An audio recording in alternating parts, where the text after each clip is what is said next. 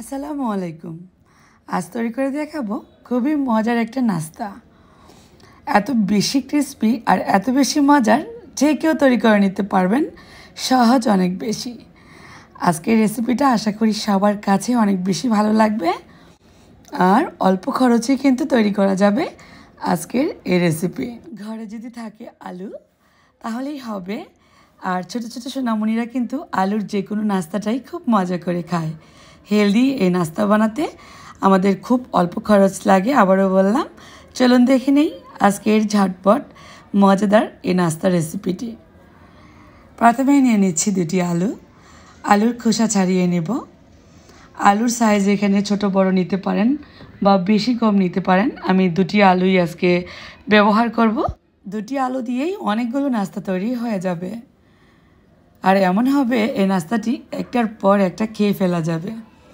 আলুর খোসা ছাড়ানোর পর এবার আলুগুলোকে মাঝখান থেকে এভাবে কেটে আমি পাতলা চির করে কেটে নিচ্ছি, যাতে করে খুব দ্রুত সেদ্ধ হয়ে যায়।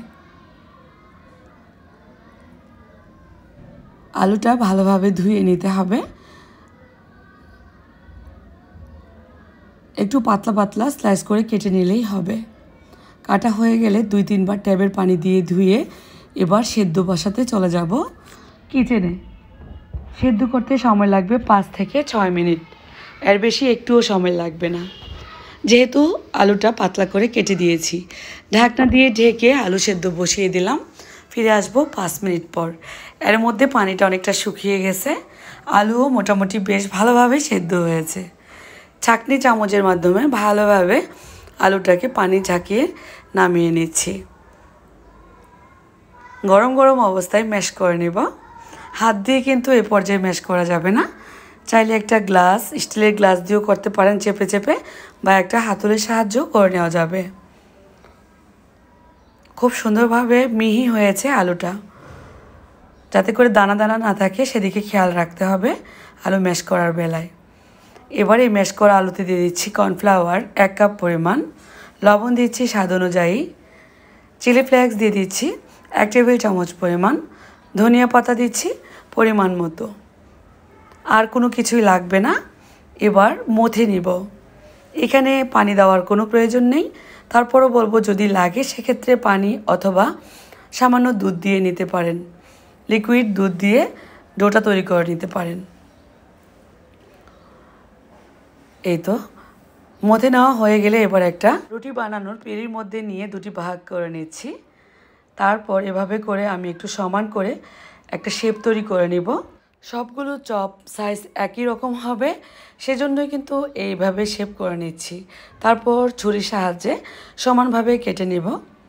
এই কাজটা চাইলে হাত দিয়েও কিন্তু করা যাবে। চোখের আন্দাজে গোল গোল লেচি কেটে নিলেই হবে। এখানে 2টি আলু আর 1 কাপ কর্নফ্লাওয়ার দিয়ে অনেকগুলো হয়েছে। এখান থেকে একটা একটা লেচি হাতের তালুতে নিয়ে গোল রাউন্ড করে নেব। এর মধ্যে একটু তেল মুছে একটা ছাঁকনি চামচ নেবেন। সুন্দর একটা ফ্লাওয়ারের শেপ উঠে যাবে এই ছাঁকনি চামচের তলানির সাহায্যে।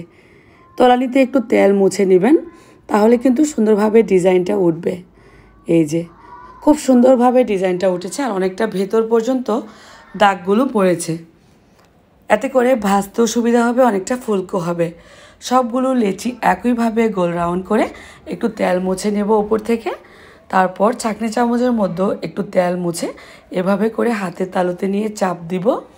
তারপর ছাঁকনিতে ধরে আলতো আলতো করে উপরের দিকে নাড়বেন। দেখবেন আস্তে করে ফ্লাওয়ারটা নিচের দিকে পড়ে গেছে। খুবই ইজিলি কিন্তু এই ফ্লাওয়ার শেপটা তৈরি করা যায়। আলুর বলে এটা বেশি টেস্টি হবে। তারপর চাইলে কিন্তু হাতে না নিয়ে এভাবে করেও আপনারা ফুলের শেপটা দিতে পারেন। খুব সুন্দরভাবেই সবগুলো শেপ তৈরি হয়ে গেল। এবার চলে যাব আবারও কিচেনে। পর্যাপ্ত পরিমাণে তেল বসিয়ে দিয়েছিলাম গরম মিডিয়াম হিটেই আমি এখন এই আলুর চপের শেপগুলো ভেজে নেব। প্রথমে যেগুলো দিয়েছিলাম সেগুলো একটু উল্টিয়ে দিচ্ছি। অনেকটা ফুলকো হবে, কিন্তু ভাজার পর আপনারা নিজেরাই বুঝতে পারবেন কত বেশি ফুলকো হয়েছে আর ক্রিস্পি হয়েছে। আমরা যারা যারা বাসায় বাচ্চাদেরকে আলুর কোনো নাস্তা তৈরি করে দিতে চাই, তারা কিন্তু 1 নিমিষে চোখ বন্ধ করে এই নাস্তাটি তৈরি করতে পারেন। বানাতেও সময় কম লাগে, খরচটাও কম লাগে আর খুবই হেলদি হয়। মিডিয়াম হিটে ভাজলে সময় লাগবে 3 থেকে 4 মিনিট। অবশ্যই সামনে দাঁড়িয়ে থেকে উল্টিয়ে পাল্টিয়ে কালারটাকে চেঞ্জ করে নিতে হবে। হাই হিটে ভাজা যাবে না, অল্প হিটেই এভাবে ভাজতে হবে। সুন্দর একটা কালার চলে আসলে আমি নামিয়ে নিব। খুব সুন্দর একটা ব্রাউন কালার চলে আসছে, আরও একটু কালার করে নিব, এতে করে ক্রিস্পি ভাবটা বেশি হবে। ভাজা হয়ে গেলে সবগুলো চাটনি চামচের মাধ্যমে তেলটাকে ছেঁকে নামিয়ে নিচ্ছি। এর ভেতরে একটা ফোঁটা তেলও ঢুকবে না, ঢোকার কোনো চান্সও নেই। সার্ভ করে নিচ্ছি। এটা শুধু দেখতেই সুন্দর হয় না, খেতে ভীষণ মজা। টমেটো সসের সাথে খেতে অনেক বেশি আমি ট্রাই করে ফেলবেন। কতটা ক্রিস্পি হয়েছে আমি আসলে হয়তো আপনাদেরকে ভিডিওতে বোঝাতে পারছি না, আপনারা ট্রাই করলে বুঝতে পারবেন। ভিডিও ভালো লাগলে অবশ্যই বেশি বেশি করে শেয়ার করে দিবেন, কমেন্টে আপনাদের মতামত জানাবেন। আজকের মতো তাহলে আমি বিদায় নিয়ে নিচ্ছি। সবাই ভালো থাকবেন, সুস্থ থাকবেন। আবারও বললাম আল্লাহ হাফেজ।